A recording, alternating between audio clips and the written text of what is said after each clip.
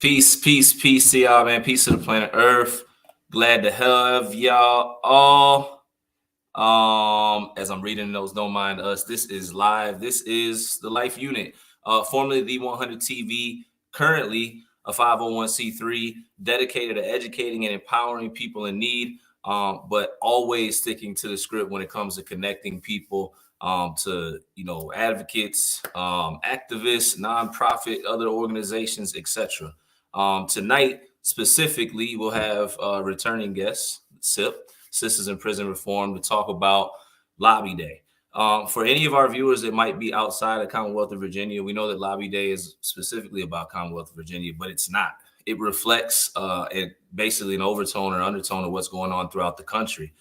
We have to become more proactive and more involved when it comes to the process. Oftentimes we overlook and we think that our voices aren't heard or we can't make shifts or make changes, but we've already seen some changes occur in the Commonwealth.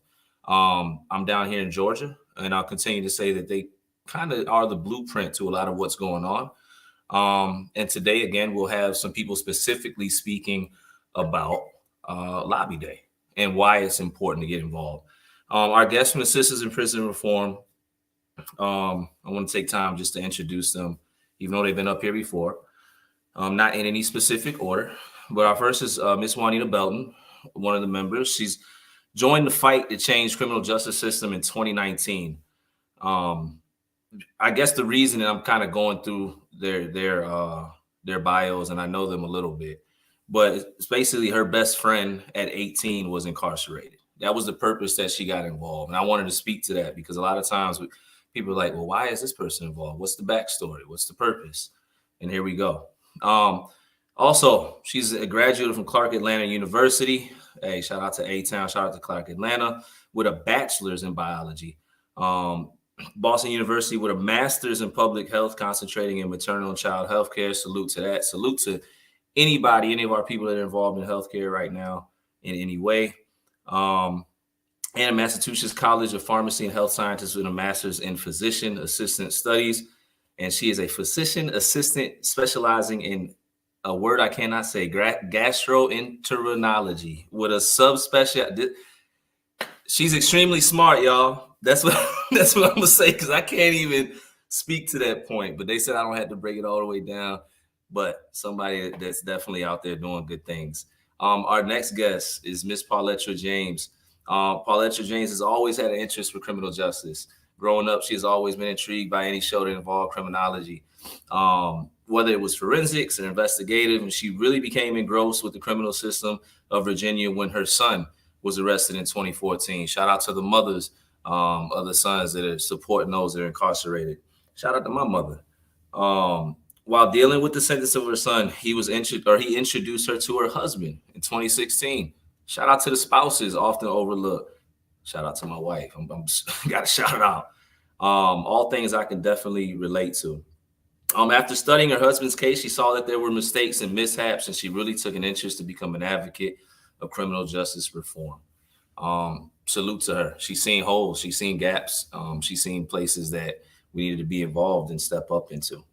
And it says overall, she wants to remove the mentality of lock them up and throw away the key, which is why we're here today to discuss Lobby Day. And she's also a graduate at George Washington University studying information systems. She graduated from GW in 2019 with a bachelor's in information systems, and she is a member of both Women in Technology and Healthcare Information and Management Systems Society. She is a Christian, a believer in Christ, and she says for her favorite scripture is Jeremiah 29:11, for I know the plans I have for you, and declares the Lord, plan to prosper you and not to harm you, plans to give you and hope and a future. Shout out to her. She'll be on here shortly. And our last, and again, not in specific any orders, Miss Santia Nance. She's been involved with criminal justice reform advocate or in the advocacy field since 2019. She's the editor of BrillianceBehindBars.com. Make sure you check that out if you haven't. It's a website that aims to humanize and uplift, or what I say, just reframe individuals or currently incarcerated individuals who are educated, outstanding, and outspoken about current issues. Santia graduated from VCU, or Virginia Commonwealth University, with a BS in Mass Communication or Bachelor, and is an advertising professional at a major agency. And she's also been named as the Female Frontier Champion of Change by Campaign US and one of Richmond Style Weekly's 40 Under 40 in 2019. She also focuses in community service via hula hoop dance, leading an organization called RVA Hoop House. In addition, Santia is passionate about mentorship, representation in the world of marketing. And she serves as a mentor for the VCU African American Alumni Association at the Multicultural Advertising Internship Program. Those are a lot of big words.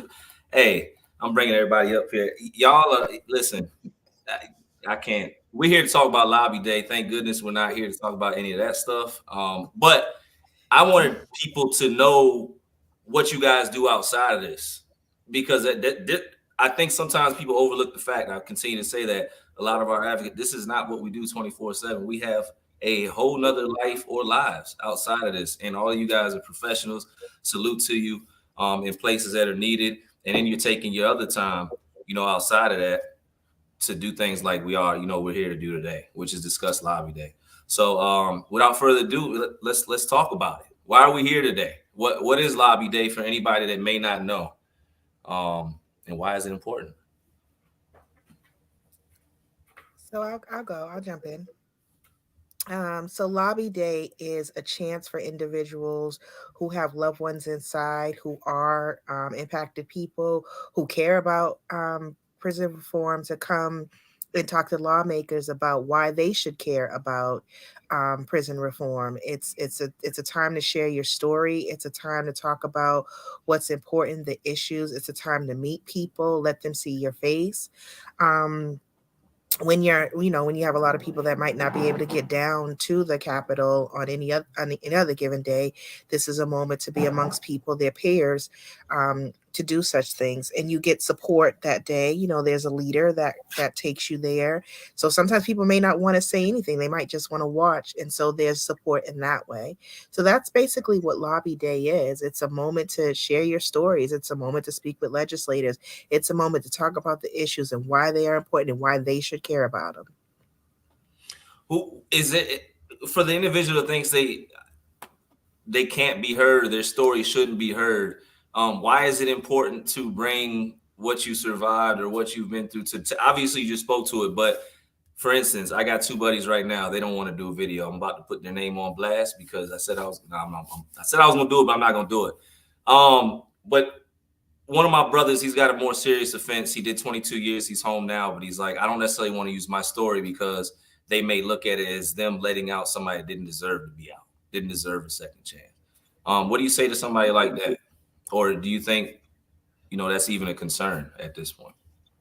So at this point, it's not a concern, because the thing about sharing your story is, lawmakers can dismiss a lot of things, but one thing they can't dismiss is your story. They can't dismiss the fact that this is your life experience. He survived that time in the corrections department, and, hearing others who have been in and who have received that second chance is an opportunity to give those that are still incarcerated and those that we're fighting for, like my husband, the hope that they need, that they can come out, they can survive it, they can do it. So to your friends that, say that it may, demise the opportunity because of his offense or whatever. No, because at the end of the day, when you get incarcerated, you're still a human being. You never lose that status, so you should be shouting from the mountaintops your story of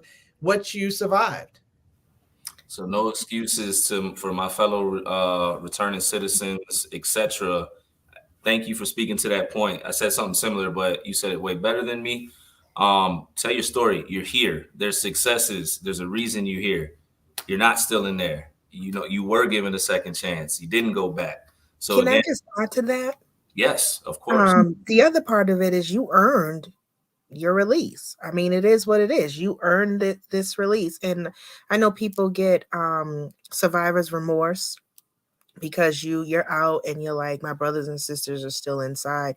You earned your release, and so therefore don't ever feel bad about the fact that you served. You acknowledge that there was a crime committed, you served your time, and guess what, you did what you needed to do to get out. You're on the outside, you're living your life, you earned it, period. Can no one say anything about that? Absolutely. And what this legislation that we're lobbying for, second look, obviously everybody knows second look, second look, second look. We're just going to keep saying it. It's really all about who you are today. So, like, it really, the legislation itself embodies talking about who you are and what you've done since then. It's not about what happened back in the day. It's about who you are today. And obviously, I mean, I'm not the same person I was 15 years ago. So nobody, no human being should be expected to be who they were 15 years ago. So Right. What as far as the range or the impact of something like Lobby Day or Second Look, for those maybe some specific areas, or what are some hard facts that people need to know? What does it touch? You mean what second look is? Yeah, just as far as who can it impact, Oh, because it's still what I've seen. Although it's been a fight for some time, there's still some confusion. So just for anybody that's first time just hearing the discussion, what are some need to know facts about sure. So our second look bill is for individuals who have served 15 years or more in, Virginia Department of Corrections. They have the opportunity to petition the court in which they were sentenced and go before that judge, basically giving the power back to the judge, the ones that were put on this bench, and have their case record looked at, looking at who they are today, what is their age at the time of the offense, as well as what their age is now, because as we know, people age out of crime. Looking at their education, what have they done since they've been incarcerated, as far as their track record inside, are they maintaining jobs, are they getting trades, are they doing certificates, are they doing outside educational things to better themselves and to establish accomplishment. This past week we've been reading stories of individuals who shared with us their story, and a lot of them are building business plans. They're writing business plans for making plans for when they come home and what they would do to give back to the community. So the judge would take in account all of these criterias, and decide whether or not this person, of course, with changing legislation over the years that they've been incarcerated, because we know that there have been a lot of laws that have been passed that if they were sentenced today, they may not have gotten the sentence that they receive now. So taking all of that into account and deciding whether this person has served enough time and can be released, or if they need to do more. We also have a plan in there where the judge can dismiss without prejudice, meaning that this person's petition won't count against them, but the judge will instead instruct them, well, you need to do more, you need to do this, whatever you need to do to work on yourself, and then come back and petition again. So that's kind of the gist, and I'm sure Juanita will jump in and add more, because I'm sure I'm forgetting some things about, our bill, even though we talk about it all the time. But it's basically seeing the person for who they are today and not who they were 15, 20 years ago. It's very different from parole, where parole will sit up and, deny for the nature of the offense. And we all know it don't matter if that person served a decade, 2 decades, 3 or 5. The nature of the offense is never going to change for them. So why are we dismissing, them because of that? That's a factor that's never going to change.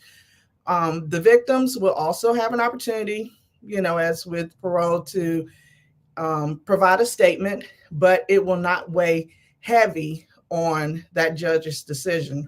But, we have to definitely incorporate them in this process, because we don't want them to feel like they don't have, a say in the matter as well.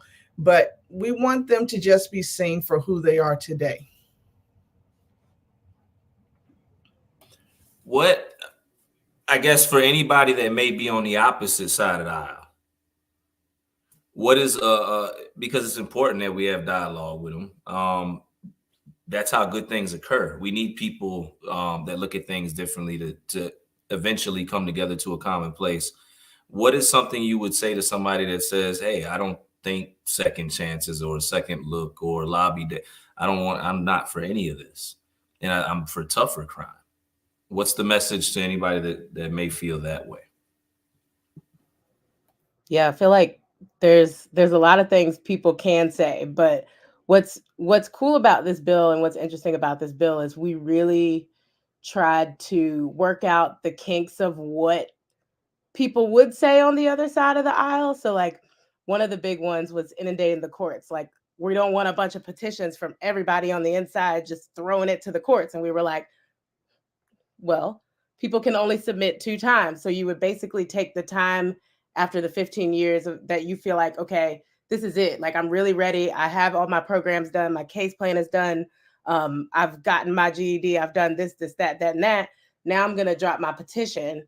So what has happened is it's not just an unlimited application process. And also, I think what we've been able to do in the bill is if you go in there and it's not listed yet on the website, but you can actually see it's about 15 things that count as criteria. So what we've done is say you are allowed to look at this, like Paulette already mentioned multiple pieces, like the age at the time of the crime, what programs, your case plan, if you've had, specific behavioral things, like there's a lot of different pieces that are able to be evaluated. And we made sure that we named each one of them versus it being like, you can only look at the nature of the crime.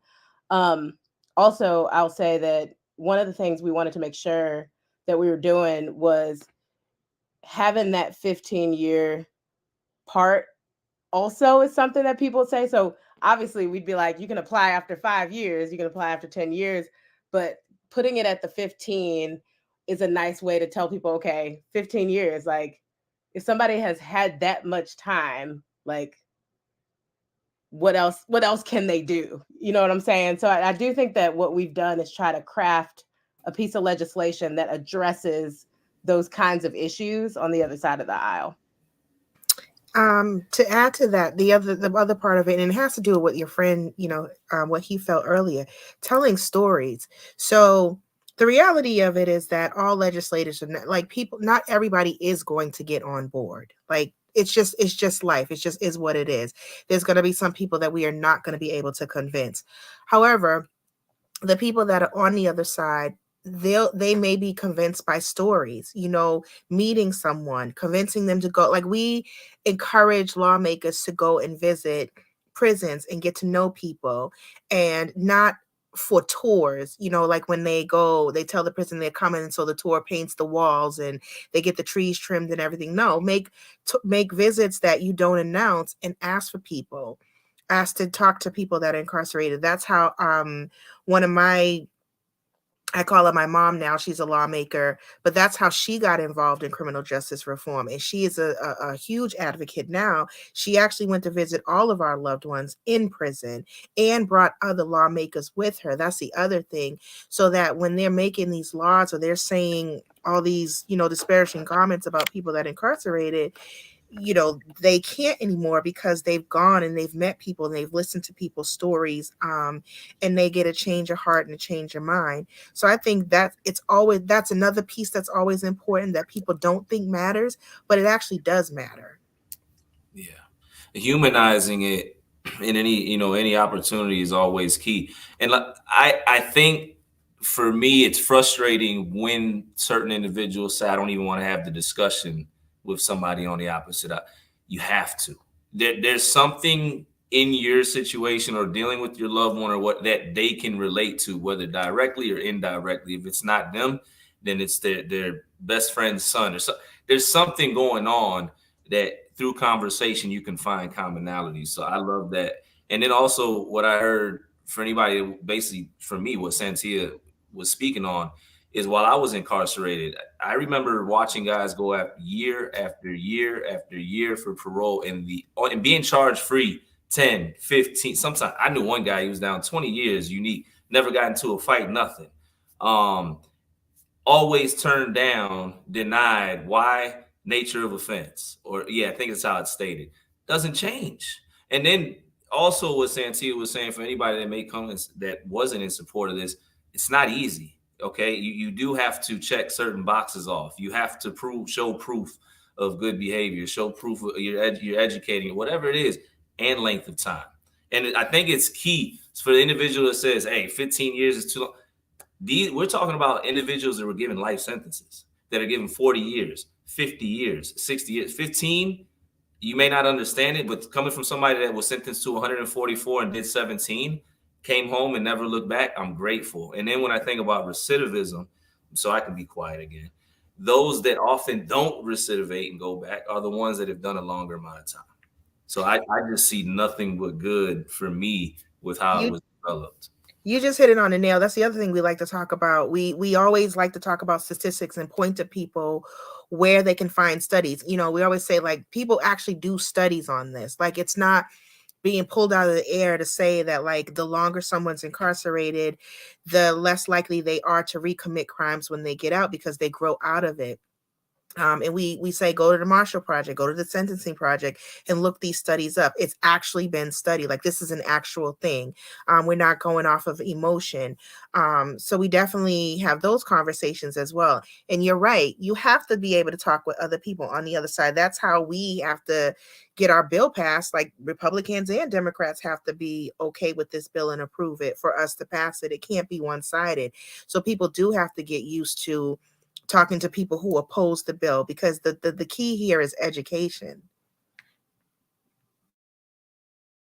Education usually leads to empowerment, or at least change. And if not change immediate, then let us at least plant seeds of change through our discussions. We got a question from JB the Bass. He says, what is the likelihood that the bill passes the House and the Senate, and then the governor vetoes it? Obviously, we can't, dictate or determine what anybody may do along that. But maybe another way we could ask this question is, what is the political climate in the Commonwealth of Virginia? Maybe that may be a different way. I don't know. What do you guys? So I'll actually, speak to his question, because there is the likelihood that, our bill will pass the Senate and the House. After the November elections, we did have a flip, and the Democrats took both the Senate, maintained the Senate, and then took the House. So Dems have control in both Senate and House. Also, our bill had bipartisan support the last 2 years that we have, put it in. So we've learned to work across the aisle, and we had that bipartisan support that we need. Now, the likelihood of it getting out of the House, out of the two chambers, and the governor vetoing it, it's a 50-50. It's just a matter of the lawmakers having an opportunity to educate the governor. You say you believe in second chances. This is an opportunity to do that. Like, we already see that things from the earned sentence credit and other, legislation that's passed has caused 4 prisons here in Virginia to be closed, so there is change that's happening. And some of it is happening because of legislation from past years. This isn't just something that just happened at the end of last year. Like, this is a accumulation of, legislation and things that have occurred over the past few years. So we're hoping that, going into this session, we can have the same bipartisan support, gain more bipartisan support, and those that are closely connected with the governor can sit back and, educate him on the good that this legislation will bring. Because if you think about it, these individuals aren't coming out and just doing nothing. Like I said earlier, they're coming out. They're establishing businesses. They're becoming entrepreneurs. They're helping other incarcerated or formerly incarcerated individuals get jobs. So they're building and adding to our economic growth.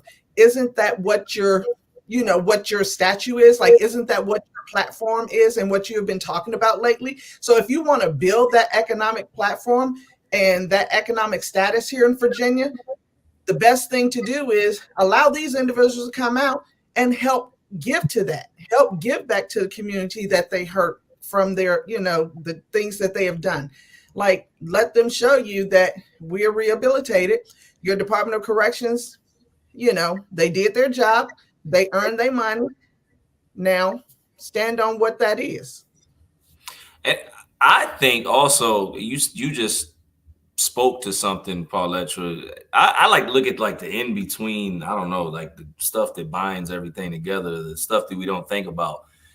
Commonwealth of Virginia right now, they're in a state of 911 emergency when it comes to their prisons and institutions. There's a crisis right now with fentanyl. They're losing lives. They've lost control. One of the prisons, Lawrenceville Correctional Center, is now about to be took over by the state, which I'm not sure what that's going to do because the Commonwealth has no control of Greensville and every other prison. But they know that they're overpopulated. So I think that's also, we can speak to that point. You need beds. You need to shut down a prison or two. They're getting ready to fire all the staff at Lawrenceville. I'll speak to it. All the admin's gone. All the correctional officers, they got to reapply. There's issues. Why not make it easier to manage the population of those that are incarcerated by letting those that don't need to be incarcerated right now go home? That's it. And that right there is the big thing, right? So I over the weekend or yesterday, I was in a discussion at some volunteer event about some of criminal justice reform, and the first thing a woman said was like, "Well, what about the people that ain't got nothing? Like they just gonna go run around and do crime or whatever," she was saying. And I was like, you do realize that Virginia keeps people in prison for no reason. So the idea of this legislation is to really target people who have done way too much time. Like that's the point, right? Like at the end of the day, you still have to go in front of a judge, in front of a local judge and say, I've done enough time. And it's going to be up to that judge to say, you can get less time or you can come home. So it's not like we like to get out of jail free card is what the people on the other side of the aisle like to say. But at the end of the day, it's really about looking at these stories that Pauletra and Juanita have been reading on Instagram Live. Like there are people that are just sitting there twiddling their thumbs. Like, okay, I could be out here. I could be like, we were reading a letter. It was like, I need an HVAC specialist. And the guy was like, I'm an HVAC specialist. And I'm like, dang, if I knew, like, I got somebody to call. Remember one guy we read the other day he's been incarcerated so long, he's received 133 certificates. How many more certificates can this man get? And where is he going to use them? And in order for him to get the certificates, that means he's been charged free for 1,000 years because he can't even stay in certain programs. Exactly. And dear Commonwealth of Virginia, look up James DeChange. He's formerly incarcerated, friend of mine now. He's a prosecutor.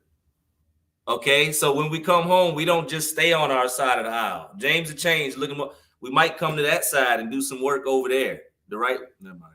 Absolutely. But I mean, I think that's important to get out. Again, these are things that people just don't know. They don't pay attention to. And, let's be real, people live in their bubbles, right? Like, I'm pretty sure most of us come from the inner city of some sort. And so we have certain knowledge that we know, certain things that we've seen, certain things that we've grown up with. So we have sort of like a broad range of knowledge of how the world works, as opposed to someone who may come from like a lily white suburban and they're in their pocket, they've been spoon fed, that this is all they know. So they don't know what life is like in the real world, where, like, for example, me and my loved one come from the same, like he spent 24 years. We come from the same neighborhood,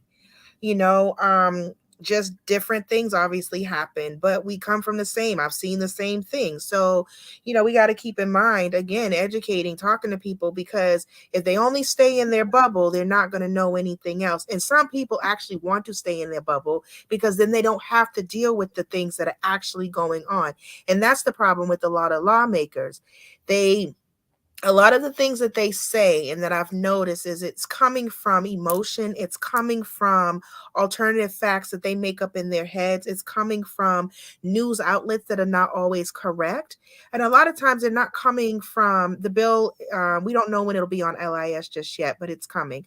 A lot of times they're not coming from a place of knowing people who've been incarcerated, a place of actually visiting a prison, a place of being in a family where mom and dad are drug addicts or uncles are drug. Like when I was a kid, my uncle stole our VCR. He was on drugs. Like I can talk about that. My father's an alcoholic. A lot of people don't some people actually don't come from any of that. They have different issues on, but some of those real things that you see people going to prison and jail for, people don't have. They don't have family members. When I was a teenager, no, in my 20s, I was visiting a friend in a maximum state prison here in Mass. Like, people don't have that. So that's why we need to be educating, and again, stories and kind of repeating all these things. I was going to say another thing that I'd like to add real quick is that, with this bill, the thing that a lot of lawmakers don't want to do, or the most thing that they may disagree with, is admitting they're wrong. It's admitting that we have excessively sentenced the Black and brown communities over the course of years, and now we need to correct that. And they don't want to acknowledge that. Can I stop you right there? Because that kind of speaks to that question right there. Accountability with the judge. Will they have to be transported back to the original judge? Not to cut you off, but so you can speak to that as well. Some may have to go before the original judge, but some may not, because the thing about it is these judges may not even be on the bench anymore. My husband is 24 years this year. Yeah, his judge retired. The prosecutor is doing his own thing. Like, nobody that was in the courts at the time that he was sentenced is even there anymore. So oftentimes they will not be going before their original judge, because most of these judges are not even on the bench anymore. And so you hope that you get someone. I mean, I would think that with the laws changing now, that you get a lot of people that are progressive. And I mean, people are getting shorter sentences for even things like murder now. So you would hope that the judge that you get is a little bit more progressive and, knows the changes in the laws and takes into account all the different things that they have to weigh in on. The other thing that Paula didn't mention earlier, if the judge says no, they have to weigh that. Like, they have to say why they say no. So it's not like parole where you don't get a reason why. They just say nature of the crime, boom, it's gone. You can't, you got to apply again or come up again. But for this, the judges have to say why they say no. Mm-hmm. And it's written in the bill to do that. So it's like, that's kind of the nuance of having a really good piece of policy to put in front of like a bipartisan chamber. Like, it's one of those things that we did not skimp on. So like, everything has been very much vetted and it's supposed to happen the way that it's. Yeah, we want full transparency. Absolutely. People need full transparency in order to go back to something and change and do something different. They need to understand why something they were given a no. Right. And a lot of people that go up for parole, if you think about it, they go back, they don't have a reason why they were turned down. They go back, they do about 50, 60 more programs, and then they come back and they're told no again. And that's not fair. Somebody had a question. Where can we see the Returning Citizens videos? I know I've seen some of them on IG. I believe I was on IG. Oh yeah, go to Sistas In Prison. Oh, go ahead. No, I was just going to say, they're actually not the Returning Citizen videos. These are actually individuals that are still incarcerated who have who have shared their story. We had a prompt flyer that went out and said, for loved ones and those that are incarcerated, and shout out to 40 Strong, who went hard to help us gather these stories of individuals, sharing their accomplishments and things that they've done. But you can see it on Facebook, you can see it on Instagram. I believe we've been posting clips as well on Twitter. So, or you can go to our page, Sistas In Prison Reform. And our IG is also Sistas In Prison Reform. And SISTAS in Prison Reform. Yes, or in most cases, you can just put in the SIP or SIP, and I'm noticing it'll pop up pretty quick. I just want to go back to what Juanita has spoke about. Kind of, oftentimes, I guess we don't have the right people in position to treat the ailment, so to say. Like, the older I'm 40 now, right? I'm old. This is all turning white. Check engine light comes on around this time. Hey, I'm getting old. I'm about to be 44. We're not gonna do that. Well, you might be getting young, but I'm just saying I'm happy to be here. Okay, I feel like Obama right now after since 2020 with all this right here. But the older I get, right, I'm looking at a different doctor because I want to just shift to a male doctor, black doctor. I'm a black man, I feel like we can have dialogue and talk about things, right? That's why it's important for us to get involved with the process and get into certain positions. Right now, what we see oftentimes, not just in the Commonwealth, we've got the wrong faces. How can a foot doctor treat the hand? Well, maybe I shouldn't say that. Y'all might be able to break that down, some of y'all. But how can a mechanic fix I don't know, a plane? I don't know. But you know what I'm saying? Get the right people in places, get the right people on the parole board, get the right people in the judgment or in the judge seats, get the right people in the political seats. So for anybody that's watching this, get involved. A brother of mine just spoke to me yesterday. He said they're talking to somebody who's getting ready to run for political office. Also, before I be quiet again, let somebody else speak some more.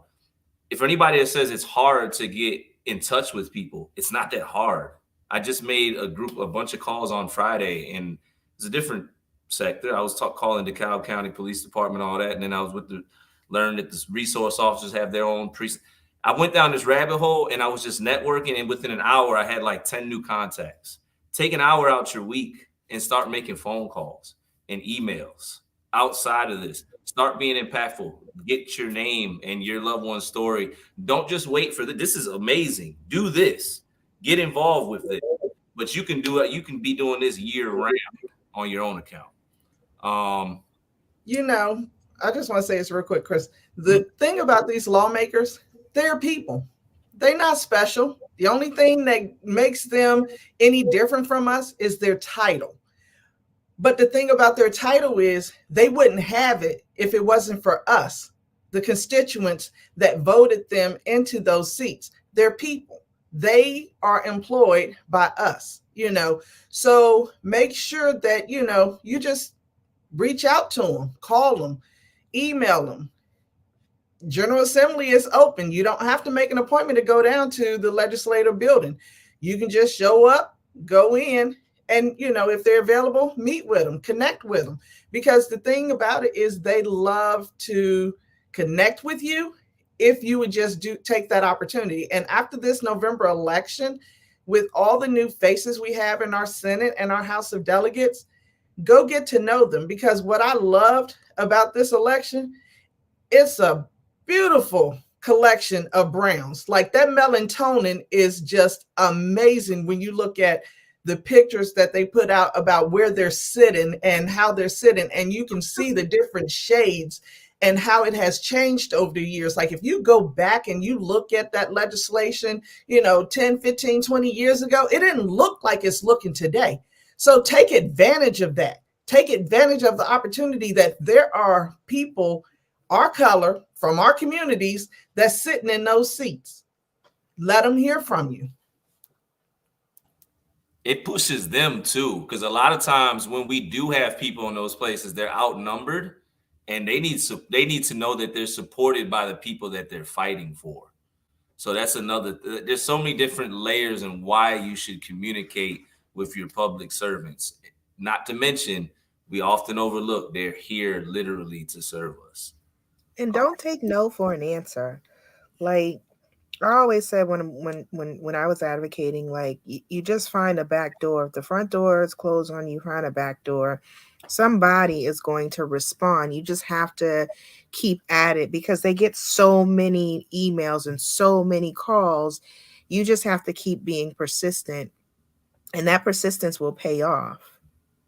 Yeah. Mm-hmm. And really, the one that you should really, really never give up on is anybody who you put in office. And like if you were the one voting for that person and put their name on that piece of paper, they supposed to talk to you. That is their job. So definitely never give up. I have a new delegate in my district, and it took a while, but I got her attention, and I was like, listen, you're going to talk to me. And eventually she was like, I got you. We're going to meet at Starbucks next week. So you just got to keep going, and you will get in their ear, and it's their job to do what you need them to do while they're in that seat. Yeah. and you have the right to be heard. Again, if nothing else, even if you don't feel like it's gonna change something in a moment, you don't know them driving home that night, or eating a conversation or something said the next day from somebody they love. It'll come together. So please, I just want to just encourage everyone to step outside the box in 2024. Obviously, we're leading into January 16th. What are we? What is today's date? Today's the 7th, so we're about 9 days out. But this should keep going. Let it not stop. Dedicate a day, one day out your week. Dedicate 1 hour out your week, and I guarantee you're going to start to see some shifts. Or if nothing else, you're going to start to be in different rooms that you weren't before, and it beats sitting in your living room hoping that your loved one comes home. Let's get some momentum. I was gonna say, when we first started this, one of the things that I used to say all the time: if they don't invite you to the table, you invite yourself. Pull your chair up and have a seat. And don't let nobody tell you that you don't belong in this room. My pastor said something today. He said, when you walk in a room that you don't think you're supposed to be in, remember it was God's grace why you in that room. 100%. I agree. What I just spoke about to the fact that we got 9 days out. We bringing this to a close on this wonderful Sunday evening. I do have another guest coming up here tomorrow evening for more discussions. But January 16th, time, dates, anything, just yes, January 13th in 6 days. Saturday is our advocacy training day at the Richmond Public Library from 12 p.m. to 5 p.m. main level, January 13th. That is where you can come and learn about Second Look, learn about talking points, learn about things to say, things not to say, how to tell your story, all things advocacy. Many people feel like I've never done this before. It does not matter. We didn't either. Just come out. There will be drinks and non-alcoholic beverages. Say drink, people. I'm about to come up there from Atlanta, and I'm coming from Massachusetts for the drink. No, and then January 16th at 8:00. At St. Paul's Episcopal Church, we will be having our lobby day. And so it'll begin at the church, and then we go over to the Capitol building. And that's what we'll be talking with legislators. Then we'll meet with the patrons of our bill. We'll have what's called a presser, where there'll be reporters and stuff listening about Second Look, and we will hear stories from individuals who are formerly incarcerated. So yeah, January 16th, 8:00, St. Paul's Episcopal Church. The registration links were put in below.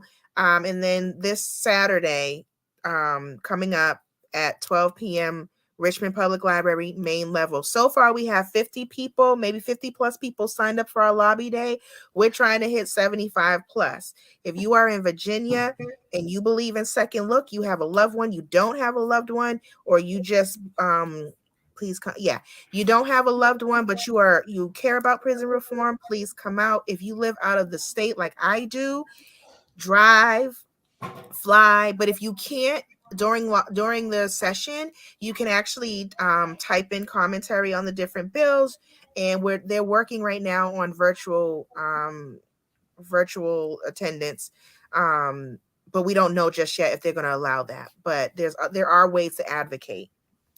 Yeah, and we need bodies. So I will say, like, if you have never lobbied before or feel like you're like, I don't know what to say, I don't know how to, what's going to happen is you'll be put in a group, and there's going to be a couple people that know what to say and how to say it. And then there might be an opportunity in the room for you to tell your story. So you don't have to feel like this isn't your expertise. But when there's 10 of us in a group and we all walk in that office, they're like, oh man, these people are serious. These people are serious. These people believe in second chances. These people showed up today. And that is what speaks volumes. And if you don't get a chance to sign up, that's okay. Just show up. I'm not sure because I can't see the Facebook comments because we're streaming in 3 different places right now. But it says there will be virtual testimony this year. We confirm with Senator Williams Graves' office. All right. Yeah, thank you to whoever did confirm this. I'm sorry I can't see who is commenting what.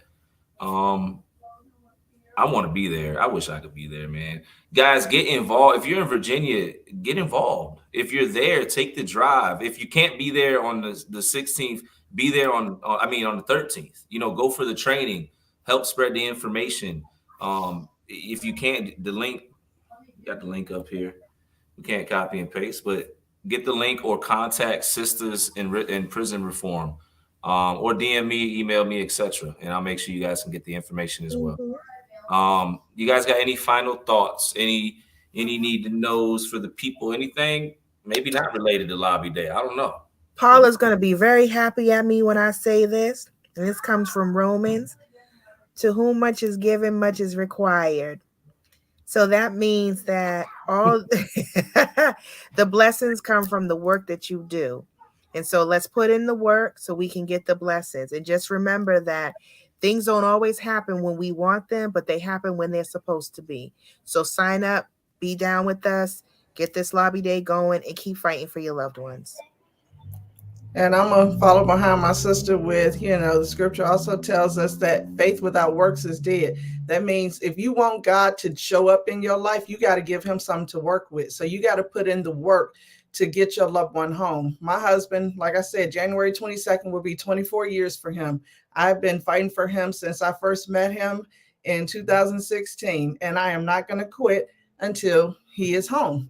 So if you want your loved ones home, and if you just care about people and the well-being of others, because Christ tells us we're supposed to love others more than we love ourselves. So if you just care about people, period, you would get involved in doing advocacy for those who are being treated wrong. You wouldn't walk by your fellow brother or sister that you see on the street that's down and out or been beat up or ran over and just walk past them. You would do what you need to help them. And that's what these individuals that are incarcerated need. They need individuals like us to help them to come back and turn their life around. Because when they see that somebody cares about them, then they start caring about others. The saying, hurt people, but heal people help heal others. So if we give them that hope and show them that love, they're going to turn around and show that love to others.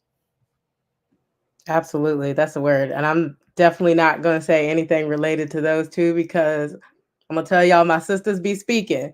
But the only thing I was just going to throw in there again is get involved. Like, there was a time where I had no idea about any of this. Like, I did not know. And my loved one, when we reconnected, I was able to learn, and I was like, wait a minute, this doesn't make any sense. But it was something that I was completely blind to. And literally going out there, doing your research, learning how this government works. Like, it's honestly kind of complicated. And they want you to think it's complicated. They want to intimidate you. They want for you not to show up at the office. Like, they're waiting for people to sit on their hands. So like, all you got to do is use yours, show up. We all know how to tweet. We all know how to Facebook. We all know how to use Google, and we all know how to write emails. We got to get in front of the people that say that they're the ones that are in charge of the state and make sure that they're hearing what we got to say. And starting with Lobby Day is a way to do that. So I hope to see everybody here.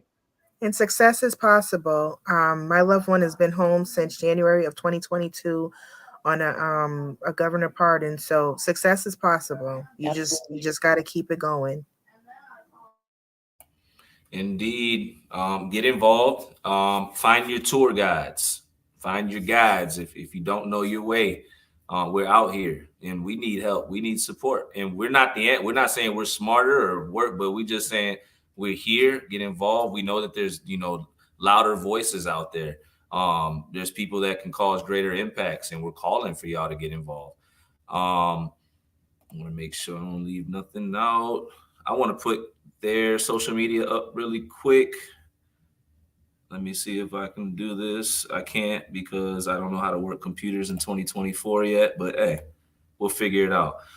Their social media is all one word: Sisters in Prison Reform.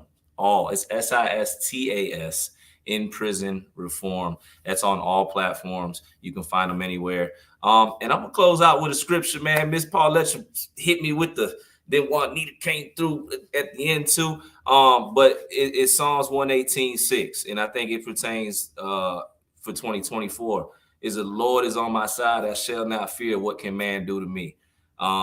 They're just like us. The only thing that's they have a title.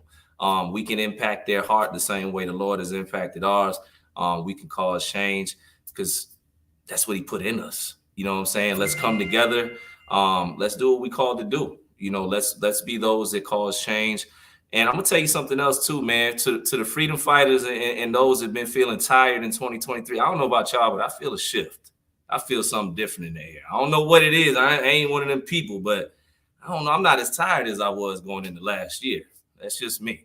I'm getting ready to get amped up. Sisters in Prison Reform. Salute to all three of y'all. I learned from y'all. I pay attention to y'all. And I'm grateful for everything that you guys do. Salute to everybody else that's a part of the process in the right way, advocating, fighting forward, being a voice for oftentimes the voiceless. Again, we'll be back tomorrow evening at 7 p.m. with our next guest, new topic, impactful voice. We'll see y'all tomorrow. Get involved. Until then,